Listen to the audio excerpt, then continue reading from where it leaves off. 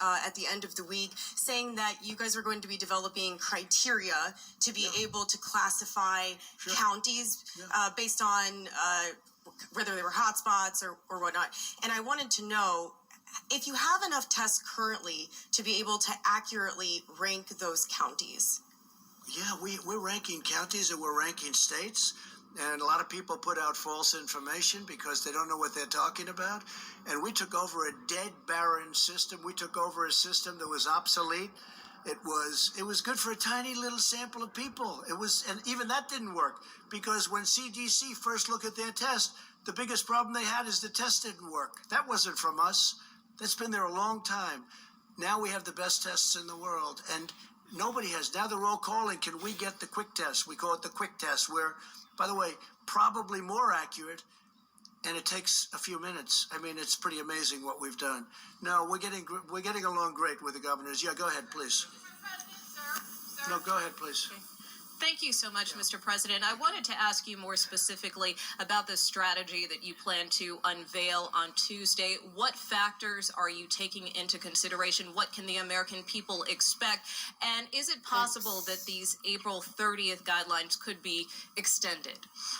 Well, we hope not, but we think it's going to, we have aspirational thoughts. We would have loved to have been a little bit sooner, but we have to do it right. We could have done it. We could have done it on Easter, but there was a good chance that if it's coming down or if it's still going up, maybe it's going to be coming down by then, but we just felt it was too soon. We can't take a chance. Again, because of what we've done and because of the fact that we've stopped the flow from China so early, because the question is from a lot of my friends, why don't we just wing it? Why didn't we just wing it? And I kept asking, and we did models now. Finally, we got these models in. And you hear about the 2.2 million people would have died. I don't mean we would have had 2.2 million cases. These are 2.2 million people would have died. 2.2 million people. Look, we're going to have a meeting or speech or press conference or something on Tuesday. I thought what I was going to announce the end of April on Tuesday, but I said, let's do it now because somewhere along the line it's going to leak. We might as well just do it now and get rid of all the leaks. This way it did nice and clean. But we have to really do a great job for another couple of weeks. And I think we're going to be in great shape. And we're going to be in a position, even with what we're trying to do with restaurants, with deductibility, we have to get these restaurants back in. We have to get our businesses open. We have to get the planes flying. We have to get everything going. We have to get even the cruise ships. I mean, we have to get those cruise ships moving along. We had the greatest economy in the history of the world 3 weeks ago. And now we've said, please don't work anymore. We're actually paying people not to work. Nobody's ever heard that. That's not for us.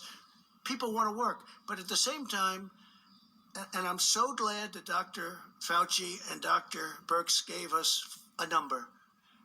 And the number on the outside, and maybe it's not even on the outside, we don't know, is 2.2 million people would have died if we didn't do what we're doing. And now we're looking at numbers that are going to be much, much, much lower than that. And it makes everything we're doing feel much better to me. Please, go ahead. Thank you, sir. I do have a question for you, but I'd like to let my colleague Gimish finish her second question, if that's all right. Go ahead. Thanks, Jeremy. I was going to call on you next. You know that. Thank you, Mr. President. You've also said that at one point that you thought more people might die from the economic tragedies and the economic problems in America due to the coronavirus outbreak. What health officials are telling you that? And Dr. Fauci, could you speak to that? The idea that there might be mental health and suicide related to this, would that outpace at some point the virus's impact on the society? Well, I could ask Dr. Fauci to come up, but it's common sense. You're going to have massive depression, meaning mental depression. You're going to have depression in the economy also, but you're going to have mental depression for people. You're going to have large numbers of suicides. Take a look at what happens in a really horrible recession or worse.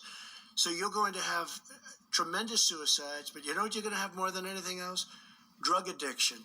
You will see drugs being used like nobody's ever used them before, and people are going to be dying all over the place from drug addiction, because you would have people that had a wonderful job at a restaurant or even owned a restaurant. I spoke to great people today that have done a great job, and one day they're at the top of their business. They're celebrity chefs. They've got the most successful restaurants, and in one day they have nothing. They've gotten wiped out. One day. from our enemy, this invisible, horrible scourge.